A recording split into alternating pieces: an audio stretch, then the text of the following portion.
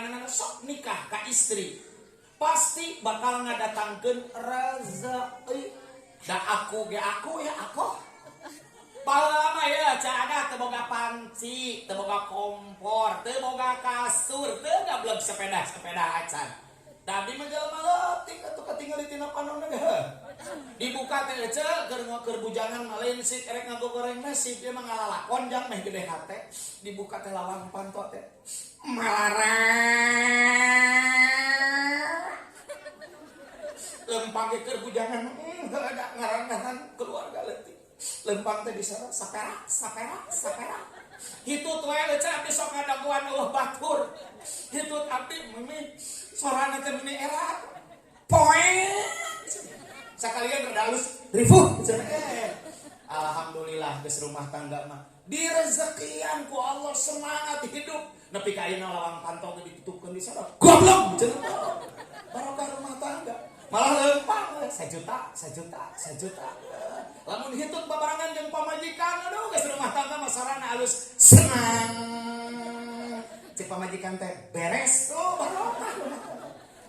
Malah bisi terpercaya neng geus rumah tangga mah kuring nepi ka kabeuli kulkasna ge gaya asup ka sapi 10 siji ka jero.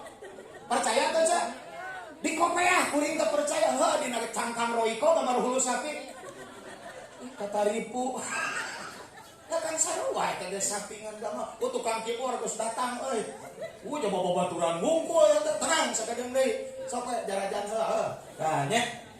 Jadi tuh lilaknya mah geuning dua nih Ina ada bisi dilatih Ina iman nya ari iman teh kan urang teh moal ujug-ujug datang lamun urang teh daek maka supaya iman urang wedel iman urang kandel iman urang bener kedah dicas iman urang kumaha cara ngecas iman urang sing daek ngaji tamatak yakinlah ye adi-abdi tukang ngaji ulangan saukur pamajikan di bawa pi heuning we ka Bali lain teh meunang jung ka Bali ucing ka Bali sapi kudu Bali nyaan mah jung ngan ka hade sing minang dicas ku ngaji supaya hate urang tenang sabab iman teh lieu ibarat mutiara sok dina tiram mutiara datangna kan aya nu asup tas supaya ngancik eueuh deui kuncina bawa pamajikan ka pangajian sina daek ngaos teh sina ngaos